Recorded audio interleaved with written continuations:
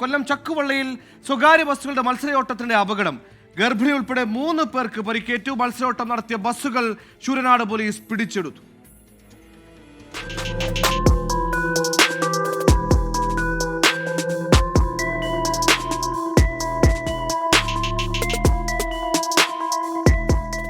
ഇന്ന് രാവിലെ 8 മണിയോടെ ചക്കുവള്ളി ജംഗ്ഷന് സമീപമാണ് സംഭവം. ഭരണിക്കാവ് ഭാഗത്തേക്ക് പോവുകയായിരുന്ന സ്വകാര്യ ബസ്സിലെ ജീവനക്കാർ തമ്മിൽ സമയത്തെ ചൊല്ലിയുള്ള തർക്കമുണ്ടായി. ഇതിനിടയിൽ ഇരു ബസ്സുകളും ഒന്നിച്ച് മുന്നോട്ട് നീങ്ങി. മുന്നിൽ പോയ ബസ് പെട്ടെന്ന് ബ്രേക്ക് ചെയ്തതോടെ ഗർഭിണിയടക്കമുള്ള യാത്രക്കാർ മുന്നോട്ട് തെറിച്ചു വീഴുകയായിരുന്നു. എന്താ പറ്റി?